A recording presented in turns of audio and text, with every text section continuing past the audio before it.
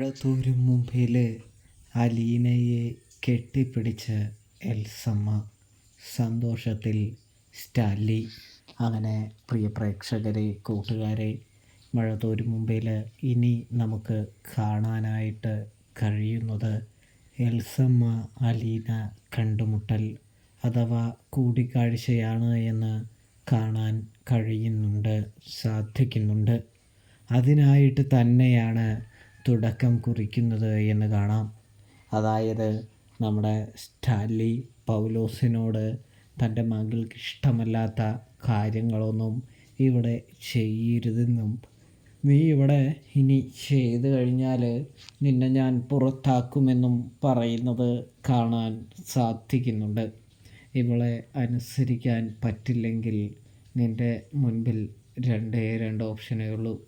ഒന്നില്ലെങ്കിൽ സ്വമേധയാ ഇറങ്ങിപ്പോവുക, അല്ലെങ്കിൽ ഞാൻ നിന്നെ പിടിച്ച് പുറത്താക്കേണ്ടതായിട്ട് വരുമെന്ന് പറയുന്നത് കാണാൻ സാധിക്കുന്നുണ്ട്. നീ മര്യാദയ്ക്ക് ഇറങ്ങിപ്പോകുന്നതാണെങ്കിൽ കുഴപ്പമില്ല എന്ന് പറയുന്നു. നിനക്കിവിടെ തുടരണമോ വേണ്ടയോ എന്ന് നീ ആലോചിച്ച് പറയണമെന്ന് പറയുന്നതും കാണാൻ സാധിക്കുന്നുണ്ട്. അധികം വൈകാതെ തന്നെ പറയണമെന്ന് പറയുന്നത് കാണാൻ സാധിക്കും. ഇതേ സമയമാണെങ്കിൽ നമ്മളെ പൗലോസാണെങ്കിൽ ഞാൻ ആലോചിച്ചിട്ട് പറയാം എന്ന് പറയുകയാണ്. ഇതേ സമയം മതി, പക്ഷേ നാളെ മുതൽ എൻ്റെ മോളെ അനുസരിച്ച് ഇവിടെ നിൽക്കാൻ കഴിയുമെങ്കിൽ നിന്നാൽ മതി, നിനക്ക് നേരം വെളുക്കുന്നതുവരെ സമയമുണ്ട് എന്ന് പറയുന്നത് കാണാൻ സാധിക്കും. അപ്പോഴാണെങ്കിൽ നമ്മുടെ പൗലോസാണെങ്കിൽ തലകുനിച്ച് മിണ്ടാതെ അവിടെ നിന്ന് പോവുകയാണ്. വല്യപ്പച്ചൻ ഇതിനിടയിൽ സ്റ്റാൻലിയോട് പറയുന്നുണ്ട്, എടാ, നീ അലീനയുടെ മുൻപിൽ, നിൻ്റെ മോളുടെ മുമ്പിൽ മനഃപൂർവ്വം തോറ്റതല്ലേ എന്ന് ചോദിക്കുന്നു. നീ എന്നിട്ട് എന്തിനാണ് വിട്ടുകൊടുത്തതാണെന്നുള്ള ഒരു വലിയ നുണ പറയുന്നത്. അവളുടെ സ്നേഹത്തിന് മുൻപിൽ, അവളുടെ ശുശ്രൂഷയ്ക്ക് മുൻപിൽ, അവളുടെ ആഗ്രഹത്തിന് മുമ്പിൽ നീ തോറ്റതല്ലേ? എന്നെയാണോ നീ പണി പഠിപ്പിക്കുന്നത്, കള്ളം പറഞ്ഞ് പറ്റിക്കുന്നത് എന്ന് ചോദിക്കുന്നു. അത് പിന്നെ അപ്പച്ച അങ്ങനെ തന്നെയാണെന്നേ എന്ന് പറയുമ്പോൾ, എടാ, നീയേ ഔതക്കുട്ടിയുടെ മോനാ, എനിക്കറിയാം നിന്നെ അവൾ വരച്ച വരയിൽ നിർത്തുമെന്ന്. കാരണം അവൾ ചിന്നമ്മയാണ്. ചിന്നമ്മ അങ്ങനെ തന്നെയാണ്. നിന്നിലുള്ള തെറ്റുകളൊക്കെ അവൾ കണ്ടെത്തുകയും തെറ്റുകൾക്കുള്ള പരിഹാരം അവൾ നിന്നെക്കൊണ്ട് തന്നെ ചെയ്യിക്കുകയും ചെയ്യും. നീ നോക്കിയിരുന്നോ. എന്തായാലും നിന്നെ വെച്ച് അവൾ എത്ര വലിയ യുദ്ധം വേണമെങ്കിലും നടത്താനുള്ള ഒരു സാഹചര്യമാണ് ഇപ്പോൾ തെളിഞ്ഞു വരുന്നത് എന്ന് കാണാൻ സാധിക്കുന്നുണ്ട്. ഇതേ സമയമാണെങ്കിൽ നമ്മുടെ സ്റ്റാൻലിയാണെങ്കിൽ ചിന്തിക്കുകയാണ് എന്ന് കാണാനായിട്ട് സാധിക്കും.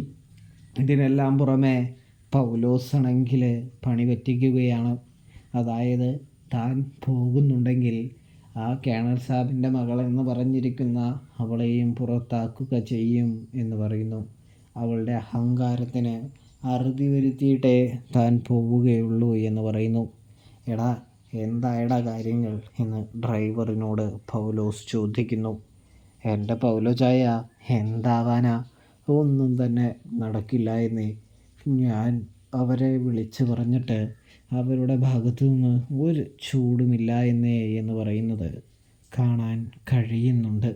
ഇതേ സമയം അതെന്നടാതാവേ എന്ന് ചോദിക്കുമ്പോൾ, അത് എന്താണെന്നൊന്നും അറിയില്ല.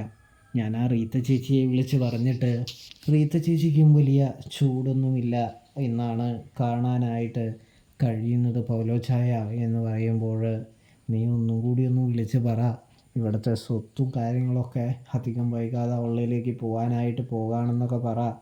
അപ്പോൾ തീർച്ചയായും അവർ എൽസമ്മ ചേച്ചിയെയും കൊണ്ടുവരികയും വലിയൊരു പ്രശ്നമുണ്ടാവുകയും ചെയ്യുമെന്ന് പറയുന്നു. അതുവഴി അലീന എന്ന അവളെ ഒരു പാഠം പഠിപ്പിക്കാനും അവളെ പുറത്താക്കാനും സാധിക്കുമെന്ന് പറയുന്നു. അല്ലെങ്കിൽ താൻ എന്നേക്കുമായിട്ട് ഇവിടെ നിന്ന് പോകേണ്ടി വരും എന്ന് പറയുന്നതും കാണാൻ സാധിക്കുന്നുണ്ട്. ഇതേ സമയമാണെങ്കിൽ നമ്മുടെ പൗലോസിൻ്റെ ആഗ്രഹപ്രകാരം തന്നെ ഡ്രൈവർ റീത്തയെ വിളിക്കുകയാണ്. വിളിച്ച് കാര്യങ്ങൾ സംസാരിക്കുകയാണ് എന്ന് കാണാൻ കഴിയുന്നുണ്ട്. ഇതേ സമയമാണെങ്കിൽ നമ്മുടെ റീത്തയാണെങ്കിൽ എല്ലാത്തിനും ഒരു പരിഹാരം തീർക്കാനായിട്ട്, എല്ലാത്തിനും ഒരു വിധി കാണാനായിട്ട് ഞാൻ എന്തായാലും വരുന്നുണ്ട്. അതിന് എൽസമ്മ വന്നിട്ടില്ല എന്ന് പറയുന്നു.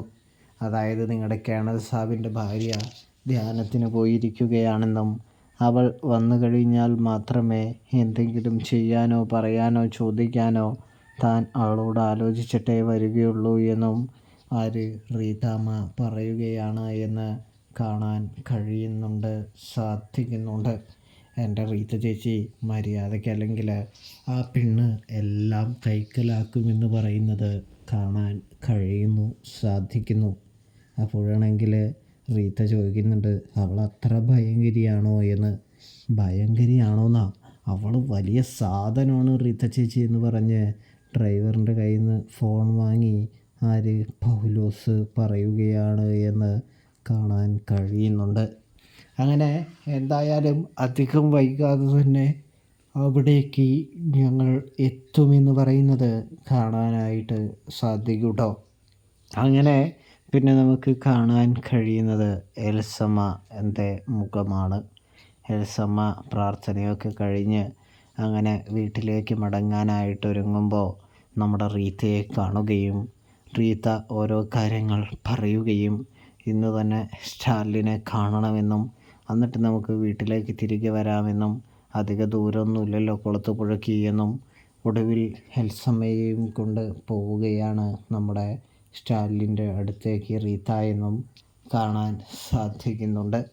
അവിടെ എത്തുമ്പോൾ റീത്തയുടെ ചതിയെല്ലാം കാര്യങ്ങളെല്ലാം എൽസമ്മ മനസ്സിലാക്കുകയും പതിയെ എൽസമ്മ തൻ്റെ കളി മുൻപോട്ട് കൊണ്ടുപോവുകയും ചെയ്യുന്നൊരു കാഴ്ച കാണാൻ കഴിയുന്നുണ്ട്, സാധിക്കുന്നുണ്ട് പ്രേക്ഷകരെ, പ്രിയ കൂട്ടുകാരെ. അപ്പോഴാണെങ്കിൽ നമ്മുടെ എൽസമ്മയാണെങ്കിൽ പറയുന്നുണ്ട്, അതായത് സ്റ്റാൻലി, റീത്ത ചേച്ചി അങ്ങനെ ചെയ്യുമെന്നൊന്നും എനിക്ക് തോന്നുന്നില്ല എന്ന് പറഞ്ഞ് വായെടുക്കാതെ അലീന വന്ന് റീത്തയെക്കുറിച്ചുള്ള എല്ലാ കാര്യവും പറയുകയും താൻ ആരാണ് എന്നുള്ള കാര്യവും പറയുകയും തൻ്റെ ഉദ്ദേശം എന്താണെന്ന് പറയുകയും ചെയ്യുമ്പോൾ അനാഥയായ അലീനയെ, അനാഥാലയത്തിൽ താമസിച്ച അലീനയെ ചേർത്ത് പിടിച്ചുകൊണ്ട് പൊട്ടിക്കരയുകയാണ് എൽസമ്മ എന്ന് കാണാൻ കഴിയും.